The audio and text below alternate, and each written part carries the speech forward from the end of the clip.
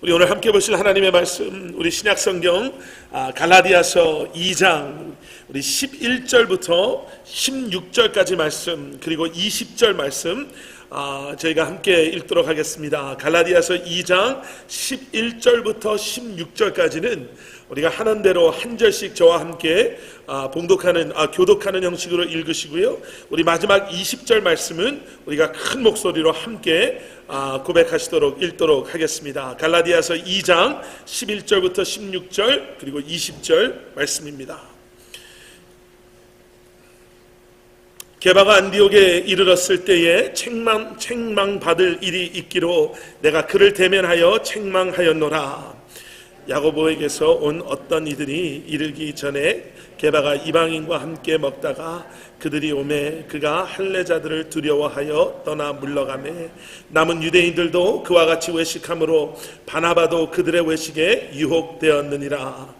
그러므로 나는 그들이 복음의 진리를 따라 바르게 행하지 아니함을 보고 모든 자 앞에서 게바에게 이르되 내가 유대인으로서 이방인을 따르고 유대인답게 살지 아니하면서 어찌하여 억지로 이방인을 유대인답게 살게 하려느냐 하였노라. 우리는 본래 유대인이요 이방 죄인이 아니로되 사람이 의롭게 되는 것은 율법의 행위로 말미암음이 아니요 오직 예수 그리스도를 믿음으로 말미암는 줄 알므로 우리도 그리스도 예수를 믿나니 이는 우리가 율법의 행위로서가 아니고 그리스도를 믿음으로써 의롭다함을 얻으려 함이라. 율법의 행위로서는 의롭다함을 얻을 육체가 없느니라. 20절 함께 읽겠습니다. 내가 그리스도와 함께 십자가에 못 박혔나니 그런즉 이제는 내가 사는 것이 아니요 오직 내 안에 그리스도께서 사시는 것이라. 이제 내가 육체 가운데 사는 것은 나를 사랑하사 나를 위하여 자기 자신을 버리신 하나님의 아들을 믿는 믿음 안에서 사는 것이라. 아멘. 아멘. 언젠가도 한번 이런 말씀 드린 적이 있었던 것 같습니다. 글을 쓰는 분들이나 그림을 그리는 분들, 이렇게 예술을 하시는 분들이요, 자기의 작품 안에 자신의 흔적들을 이렇게 남기는 경우가 있다고 해요. 그러니까 글을 쓰면 자기의 그런 글 쓰는 그런 스타일, 그래서 사람들이 그 글을 보면 이 글은 이런 작가가 쓴 것 같다. 아니면 그림을 보면 페인팅 같은 거를 봐도 그 붓의 이런 흘러간 모습이나 아니면 색감이나 이런 것을 봤을 때 이 그림은 피카소가 그린 그림이 아닐까요? 이런 생각을 나게 하는 좀 그런 것들이 있다고 해요. 사도 바울의 서신들을 이렇게 들여다보면은요, 그 안에 사도 바울이 썼구나라고 생각되어지는 그러한 흔적들이 있습니다. 그 중에 하나가 무엇이냐면 사도 바울의 편지의 대부분은요, 처음 시작할 때 긴 인사, 그 감사의 인사로 시작이 됩니다. 그런데요, 갈라디아서는 그 긴 감사의 인사가 등장하지 않습니다. 아주 짧은 인사만 등장하고요, 바로 어떻게 보면 좀 급하게 사도 바울이 하고자 하는 그러한 메시지로 바로 들어가는 것이 보입니다. 그리고 갈라디아서를 쭉 읽어보시면 그 메시지가 무엇이다 라는 게 딱 드러나는데요, 그게 뭐냐면 복음이라는 메시지예요. 복음에 대한 메시지로 바로 점핑한다고 하죠. 바로 들어가요. 왜 복음에 대한 메시지를 사도 바울이 이렇게 급하게 주저하지 아니하고 강하게 이렇게 이 메시지로 이 말씀을 시작하는가, 이렇게 그때의 상황을 들여다보면 갈라디아 교회 안의 상황이 이랬습니다. 갈라디아 교회에 있는 이방인들에게 아주 작은 숫자의 유대인, 이 거짓 선생들이 찾아온 거예요. 그러면서 예수님을 믿고 이제는 구원받은 그 이방인 그리스도인들에게 그런 거 다 좋지만 온전한 복음은, 온전한 구원은 이제 너희가 할례를 받고 모세의 율법을 지키면서 이제는 유대교로 개종을 해야지 온전한 구원이 너희에게 임한다라는 것을 가르치기 시작한 거예요. 그리고 이 소식이 지금 고린도 교회에 있었던 사도 바울에게까지 전해져 오는 거지요. 그러니까 작은 숫자의 유대인이었지만 그 파장이 이제는 갈라디아 교회에 있는 그 성도들을 이제는 헷갈리게 한 거예요. 정말 그런가? 정말 우리가 이제는 하나님의 사람이 되기 위해서는 유대인들처럼 할례를 받아야 되고 유대교의 관습을 우리가 이제는 쫓아가야 되고 유대교로 개종을 해야 되는 건가 라는 그러한 생각이 들기 시작하는 그때에 사도 바울이요 2장 4절 말씀을 보면 이런 얘기를 해요. 가만히 들어온 거짓 형제들 때문에. 그리고 계속 읽어보면 이런 이야기를 해요. 그들이 성도를 꿰는 자들이고 진리를 순종치 못하게 막는 자들이다 라고 사도 바울이 강력하게 이야기하면서 갈라디아서 1장 6절부터 예수 그리스도의 십자가 복음 외에는 다른 복음이 있을 수가 없습니다 이렇게 얘기하는 거예요. 우리가 유대인이어서 구원받았습니까? 우리가 의롭게 행동해서 구원받았습니까? 우리가 율법 잘 지켜서 구원받았습니까? 만약에 그렇다면 우리가 이방인들을 향해서 당신들 구원받으려면 우리처럼 유대인으로 개종해야 되고 율법 지켜야 되고 할례 받아야 되고 열심히 이렇게 행동해야 됩니다라고 말할 수 있는 자격이 있을 수도 있겠지만 우리 역시도 하나님의 은혜로 구원받은 사람들 아닙니까? 그런 우리가 어떻게 예수 그리스도의 십자가 복음이 그 구원의 굿뉴스가 온전하지 않다라고 이야기할 수 있습니까? 지금 이 이야기를 지금 갈라디아 교회에 있는 지체들에게 하고 있는 거죠. 그래서 오늘 보실 말씀 11절로 돌아가 보면 이러한 율법이 아니라 우리가 우리의 행함이 아니라 하나님의 전적인 은혜로 우리가 구원받았습니다. 이 이야기를 하기 위해서 안디옥에 있었던 또 다른 사건 하나를 들추어냅니다. 11절 말씀, 게바가 안디옥에 이르렀을 때, 여기 나오는 게바는 우리가 잘 아는 것처럼 베드로지요.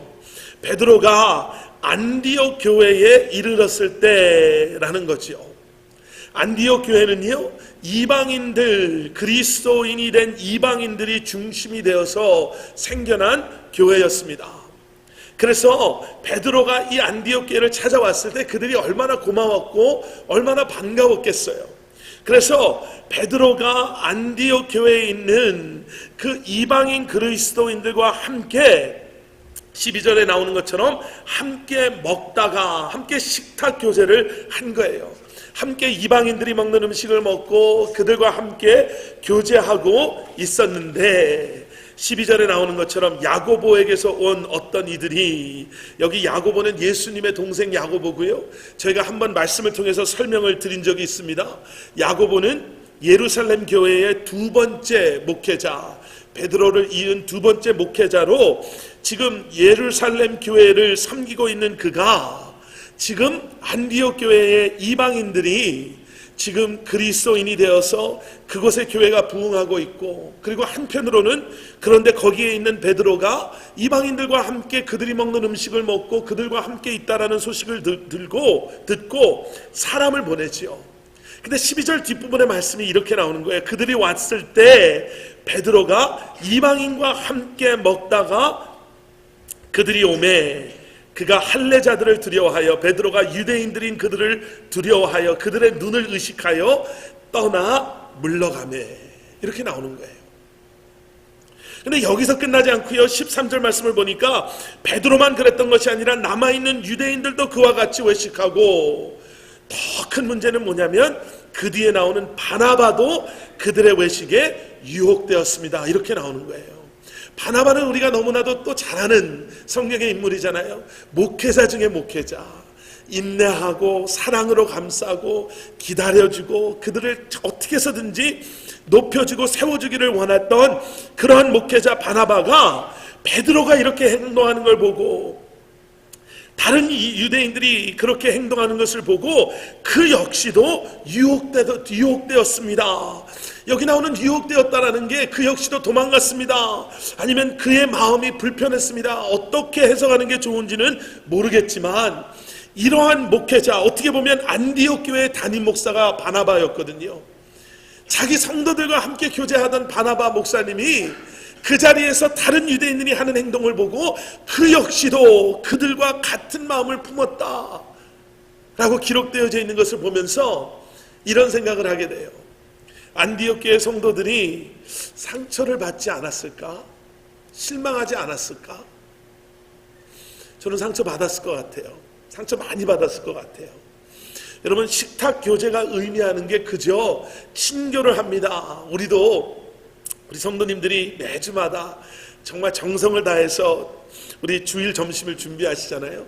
여러분, 식탁 교제는요, 우리가 배가 고파서 밥을 먹는 교제 이상의 의미예요. 그리스도인들의 교제는 두 가지의 의미가 있어요. 하나는 뭐냐면 우리가 예수 그리스도 안에서 한 형제 한 자매 됐음을 서로 인정하는 자리예요. 그게 떡을 떼고 우리가 함께 그 자리에서 교제한다는 의미예요. 또 하나는 무슨 의미를 가지고 있냐면 하나님 나라와 우리가 함께하는 하나님의 백성입니다 라는 것을 서로 리마인드 해주는 자리가 그 자리예요. 그런데 그 자리에 있었던 영적인 리더들, 영적인 지도자들이 다른 이유도 아니라 다른 사람의 눈을 의식해서 그 자리를 오히려 더 부끄러운 자리로 여기고 그 자리를 떠나갔습니다 라는 이 사실이 얼마나 상처가 됐겠어요. 상처가 된 것뿐만 아니라 무의식 중에 아니면 무언으로 이러한 메시지를 들었을 것 같아요. 아니면 이러한 메시지를 그들이 붙잡았을 것 같아요. 야, 그때 그 사람들의 이야기가 맞았나 보다. 우리도 할례 받아야지 이 사람들하고 같이 형제 자매가 되나 보다. 우리도 유대교로 개종을 해야지. 우리가 유대교로 개종하지 아니하면 우리는 끊임없이 유대인들 눈에는 이방 사람들로밖에, 그러면 우리는 하나님의 사람이 아닌가 보다. 그 사람들이 맞았구나라는 그러한 잘못된 메시지를 품지 않았을까라고 생각돼요. 그래서 바울이 이 사건을 지금 끄집어내는 거예요. 그러면서 무엇이라고 갈라디아 교회에 있는 그 지체들에게 이야기하냐면 안디옥 교회에서 이런 사건이 있었을 때 내가 베드로를 대면하고 뭐 했다? 그를 책망했다라고 얘기하는 거예요. 여러분, 베드로, 바울 하면 초대교회의 큰 기둥 둘이잖아요. 이런 기둥이 하나님의 사람이, 하나님의 세우신 리더들이 사람들한테 존경받고 사람들이 정말 그 사람들을 어려워하고 사람들이 그 사람들을 정말 뭐라고 그럴까요? 이 사람이 정말 모범이 되는, example이 되는 그러한 하나님의 사람이다라는 인식이 있어야지 교회도 건강하게 세움을 받을 거 아니에요. 그런데 바울이 조용히 베드로를 딴 데로 데려가서 아니 베드로 형님, 이건 아니지 않습니까?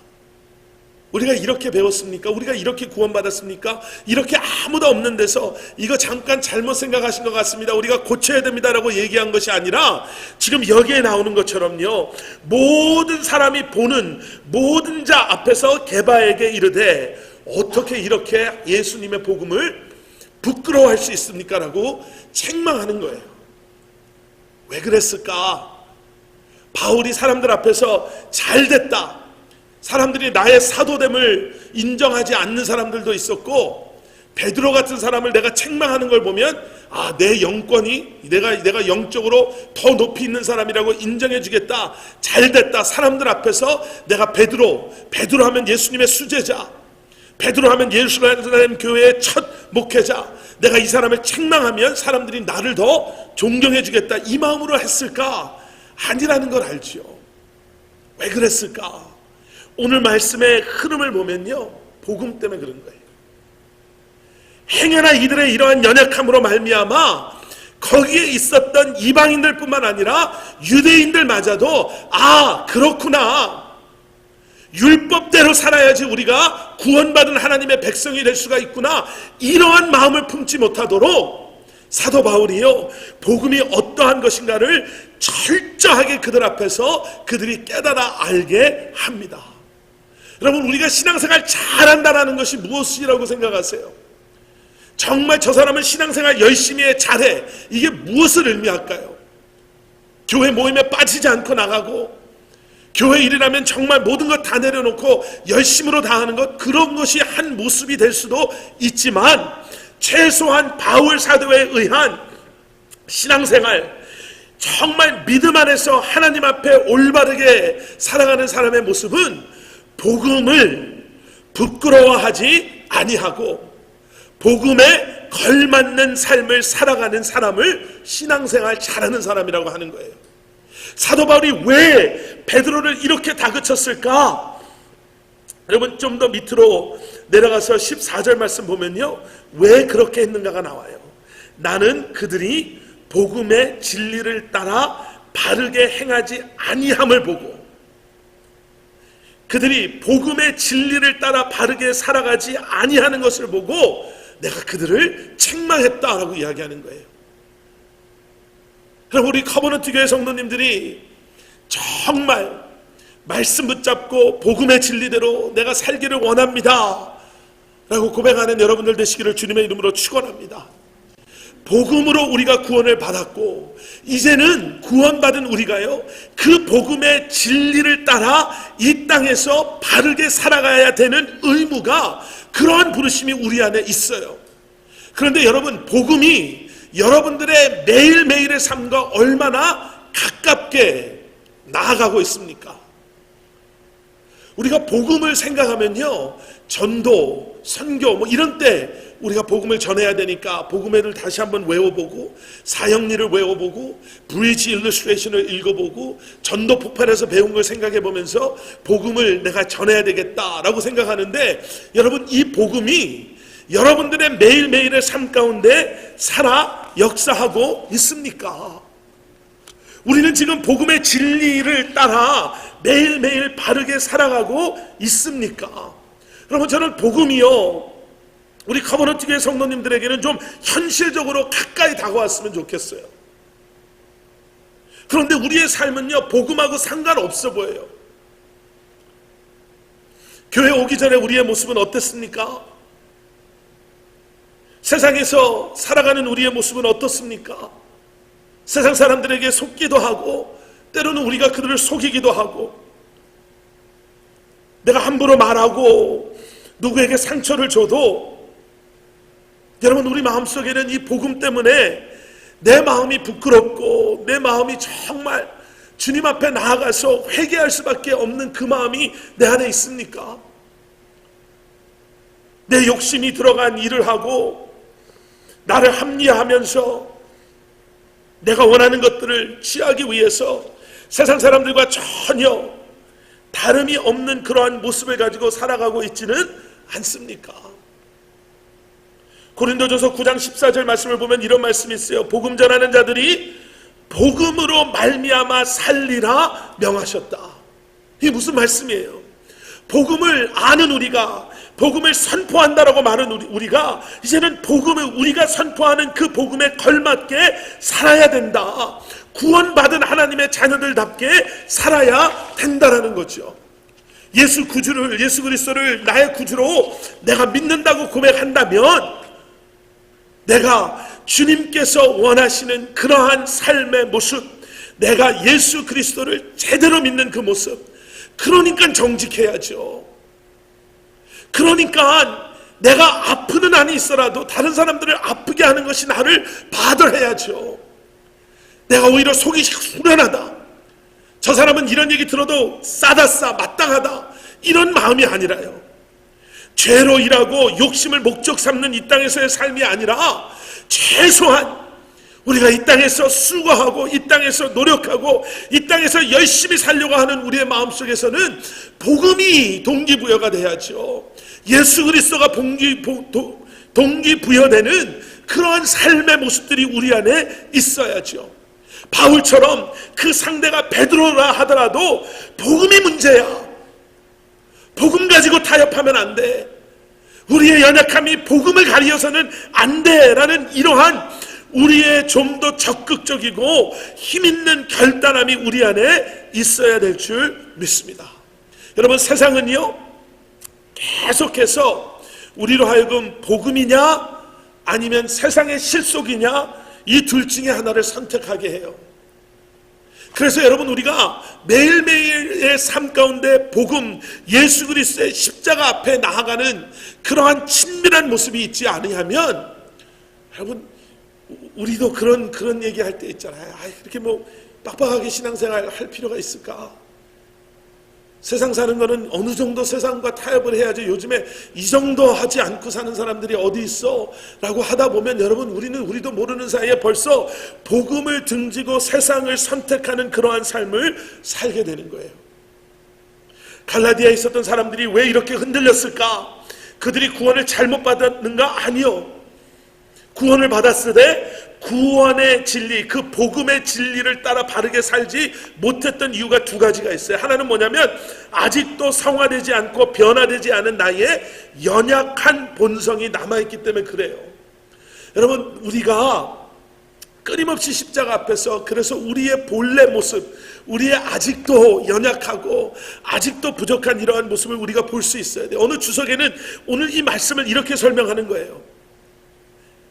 베드로가 얼마나 부끄러웠을까? 베드로의 부끄러움은 이방인들과 함께 식탁 교제를 하고 있을 때 들이닥친 유대인들 때문에 부끄러웠던 게 아니라 자신의 그러한 연약함이 드러났을 때 사람들 앞에서 얼마나 부끄러웠겠어요. 그런데 제가 봤던 그 똑같은 주석에는 뭐라고 이야기하냐면 그럼에도 불구하고 그 부끄러움은 하나님의 은혜요 축복이었습니다. 베드로의 삶이 여기서 부끄러워서 나는 사도 될 자격이 없어 그리고 도망갔다라면 이거 해서 뭐해, 내 연약함 때문에 이래봐야 이럴 수밖에 없지 라고 포기했다면 그것이 수치와 부끄러움으로 남지만 이 부끄러움 때문에 나도 충분히 나도 나의 옛 모습으로 돌아갈 수 있는 연약함이 내 안에 남아있구나를 깨달은다면, 그래서 내가 매일매일 십자가 앞에 더 가까이 나아가기를 소원하는 마음으로 주님 한 분만을 의지한다면 그 삶은 축복받은 삶이죠. 그런 면에서 바울은 지금 베드로를 부끄럽게 하려고 하는 것이 아니라 믿음의 동지가 지금 세상 사람들의, 유대인들의 눈을 의식하며 복음의 그 자리에서 떠나려고 하는 그 순간 그 자리로 돌아오게 하는 정말 믿음의 동지의 역할을 하는 거죠. 여러분, 오늘 받으신 그 목장 모임에도요 그런 질문이 하나 있어요. 영적 전쟁에 대해서 이야기하면서 여러분들이 영적 전쟁 이것을 너무 이렇게 신비적으로만 생각 안 하셨으면 좋겠어요. 내가 예수님을 닮아가기 위해서 내가 매일매일 살아갈 때 나를 힘들게 하는 것, 그런 영적 전쟁 가운데요 여러분들이 너무 힘들 때 여러분들이 기도 좀 해주세요라고 기도 부탁하시는 분들이 계십니까? 여기까지는 괜찮아요. 근데 그 다음 질문에 어떤 질문이 있냐면 여러분들에게 그런 기도를 부탁해 주는 분이 계십니까? 있다면 그분들이 왜 여러분에게 기도를 부탁한다고 생각하시고, 그 다음에는 없다면 왜 그 힘든 때 당신에게 기도 부탁도 안 한다고 생각하십니까? 이런 질문이 있어요. 여러분 주변에 나의 연약함을 부끄러움에 남게 하는 것이 아니라 그 연약함을 주님 앞에 가지고 갈 수 있도록 때로는 나를 위로하고 때로는 나를 책망해 줄 수 있는 그러한 믿음의 멘토, 그러한 믿음의 동지들이 있으시기를 주님의 이름으로 축원합니다. 여러분들 목장이 그렇게 됐으면 좋겠어요. 세상 얘기 예전에 이만큼이었으면 같이 만나고 삶을 나누고 기도 제목을 나누면 나눌수록 이제는 세상 얘기는 점점 줄어들고, 세상 정치 얘기해봐야 맨날 똑같잖아요. 그 사람이 그 사람이고, 세상 운동 얘기해봐야 똑같잖아요. 나는 못하고 저 사람들은 잘해서 나는 돈 내고 하는데 저 사람은 돈 받고 운동하고. 근데 그것이 아니라 그 목장 안에 있는 한 분 한 분이 집사님, 형님 같은 권사님, 누님 같은 권사님, 집사님, 장로님 기도해 주세요. 다시 한번 마음 먹고 이렇게 살려고 하는데 이게 쉽지가 않네요. 여러분, 그러한 마음이 여러분들 안에, 여러분들 삶 가운데 그러한 분들이, 그러한 공동체가 우리 교회가 되고 여러분들의 목장이 되기를 주님의 이름으로 축원합니다. 제가 마지막 20절 말씀 보고 두 가지만 나누겠습니다. 그러면 어떻게 하면 우리가 이 복음의 진리를 따라가는 삶을 살 수 있을까? 오늘 보신 마지막 갈라디아서 2장 20절 이 말씀에는요 두 가지를 제시합니다. 하나는 무엇이냐면 내가 죽고 예수님께서 살아야 됩니다. 이 이야기를 해요. 여러분, 우리가 너무나도 잘 알죠. 내가 죽어야 돼요. 예, 뭐 육체적인 죽음을 이야기하는 게 아니라 나의 옛사람이 죽어야 돼요. 근데 여러분, 내가 죽는다는 게 그렇게 쉽지가 않아요. 이건 좀 예화가 그럴 수 있는데요. 사람이 자살이라는 걸 하잖아요. 그런 방법이 많이 있는데 사람이 절대로 자기 스스로의 목숨을 끊을 수 없는 방법 중에 하나가 자기가 자기 스스로 자기 숨을 나 이제 숨 안 쉬어 그리고 이거는 못한다는 거예요. 우리 한국 애들은 이런 거 많이 안 하는데 미국 애들이 부모님한테 막 땡깡 부리다가 그런 거 하잖아요. 나 이제 이거 사줄 때까지 숨 안 쉬어. 뭐 영화 같은 데 나오잖아요. 그 꼬마 애가 숨 안 쉰다고 이러고 있으면 엄마 아빠가 그래 알았어 숨 쉬어 사줄게 이러는데 어떤 아이들 심리학자가 그러는 거야. 그러면 가만 놔두라고. 지금 역사상 자기가 자기 스스로 숨을 참아서 멈춰서 죽은 사람이 없다라는 거예요. 여러분, 내가 내 스스로 죽는다. 여러분, 우리가 이 고백 사실은 많이 했거든요. 우리가 아버지 학교에서, 어머니 학교에서, 우리가 엠마오 캠프에서, 부흥회에서, 우리가 이런 자리에서 내가 스스로 죽겠습니다라는 고백을 많이 했어요. 옛날에 아빠처럼 내가 안 하겠습니다. 우리 아이들, 내 부인 내가 사랑으로, 내가 옛날에 어머니처럼 안 하겠습니다. 은혜 받은 내가 이제는 옛날의 모습, 옛날의 버릇 고치겠습니다. 이제 하나님 앞에 내가 드려진 삶을 살겠습니다. 이게 내가 죽겠습니다라는 고백이거든요. 근데 여러분, 내가 스스로 내 열심으로 내가 옛사람으로 죽겠습니다 했을 때 그 결과가 어떻든가요? 내 스스로 죽기를 원하는 사람은요, 내 한계를 꼭 경험하게 돼 있어요. 하나님, 내가 이렇게 열심히 잘하려고 했는데 우리 애들이 안 변하는 걸 어떡합니까? 내가 이렇게 성질을 죽이려고 하는데 내 와이프는, 내 부인은, 내 남편은 알아주지 않는데 어떡합니까? 내가 이렇게 같이 신앙생활 하자고 내가 애원을 해도 하나님 안 하는데 어떡합니까? 내가 얼마나 더 참아야 됩니까? 내 저 사람 용서한다고 내가 그랬는데 저 사람은 아직도 나를 이렇게 힘들게 하는데 하나님, 나는 할 만큼 다 했습니다. 내가 그냥 저 사람 안 보고 더 이상 죄 안 짓고 살겠습니다. 이것이요, 여러분, 내가 죽겠다고 했다가 아유 내가 도저히 못하겠네요 하는 거랑 똑같은 거예요. 요한복음에 나오는 말씀처럼 하나의 씨앗이 어떻게 돼야 돼요? 땅에 떨어져서 죽어서 썩어 죽지 아니하면 열매 못 맺는 거예요. 예전에 이런 기사가 있었거든요. 3000년 전에 미라를 발견했는데 그 옆에 씨앗들이 같이 발견이 됐대요. 3000년 전에 이 미라랑 같이 집어넣은 씨앗이요. 근데 그 씨앗 중에 조금 습기가 있고 좀 안 좋은 데 있었던 씨앗들은 썩었는데 못 쓰게 됐는데 건조한 데 있었던 씨앗은 3000년이 지났는데도 그대로 있었다는 거예요.